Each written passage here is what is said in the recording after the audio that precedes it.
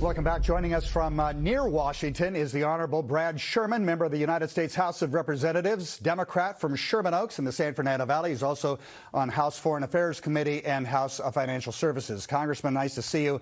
I understand you're at a Democratic retreat.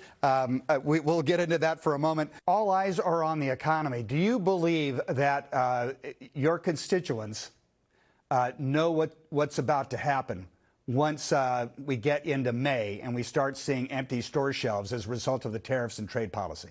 Nobody knows what's going to happen because nobody knows which side of the bed Trump's going to get up on tomorrow. He could pull all the tariffs tomorrow. He could double them tomorrow. If anybody really knew what was going to happen, they'd be on the phone with their broker buying or selling stock. But we have no idea. What we do know is that chaos is costly and that just the fact that things are unsettled is going to be harmful whether Trump keeps the tariffs or not. You know, there are plenty who believe that, yes, manufacturing should return to the United States. We have allowed China to grow too fast, and they're a rival. But the argument is that for you to address that issue takes planning. Is it your sense, certainly the Democratic caucus sense, that this is all ad hoc? There is no planning behind this. We're shooting from the hip here, and the president isn't sure which way to go, especially when the numbers start becoming as soft as they are in polling on the economy. Look, most Democrats, including myself, voted against most favored nation status for China back 20-some years ago. Had that vote prevailed, we wouldn't be in this situation, and a lot of the Midwest would still be manufacturing.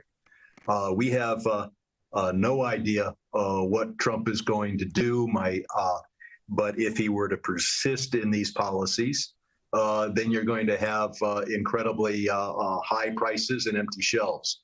What we should be doing in any of this effort is you negotiate and you phase in. If Trump had announced that it was going to be a 1% tariff growing by 1% every month, then at the end of a couple of years, you'd have a strong incentive to own a factory in the United States, and business could plan for that.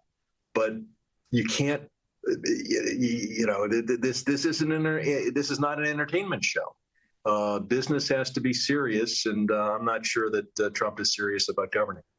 Next on the list is the one great, big, beautiful bill. Those are the terms that the Republican leadership has put together, this huge, massive spending plan. Some members of the party, Rand Paul, who's more of a libertarian certainly, went onto the floor saying, how is it conservative for you to pass a bill, a spending bill, which results in a $5 trillion increase into the deficit? What are the chances of this bill being passed in the House? I think they'll have to make some changes, and they'll probably come up with an even bigger deficit because they've got a group of Republicans that don't want to cut for Medicaid, what we call Medi-Cal cuts in health care.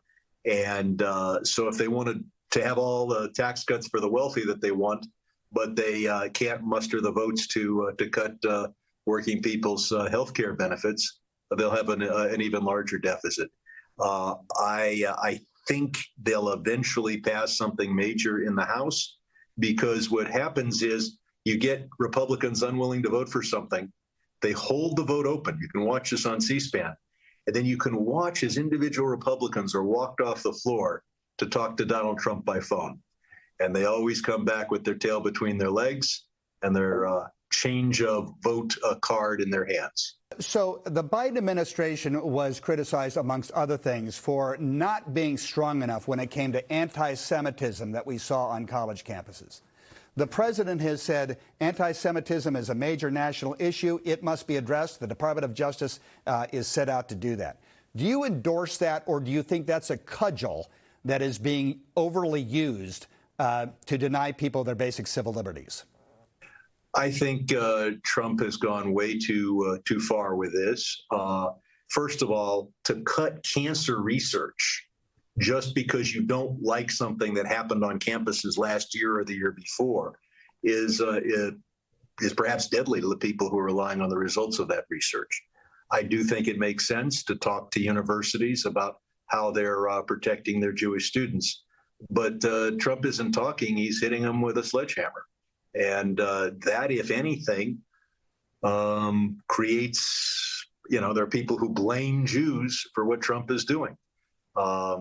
Trump's doing this on his own. The Jewish community isn't asking for a sledgehammer. This is the last question. You're at a Democratic conference. Your party has real problems still. What does it need to do? Gavin Newsom says it's not about a messiah, it's about a message. Well, we're torn because our base wants us to torch a Tesla and to scream how much we hate Donald Trump, and many of us do. At the same time, we have to win over people who voted for Trump or people who thought seriously of voting for Trump. That we're not here to go after Trump supporters. We're here trying to improve the economy and especially bring down prices. Congressman Brad Sherman, Democrat of Sherman Oaks of the House Foreign Affairs Committee. Congressman, thanks very much for taking the time. Thank you. Anytime, Conan.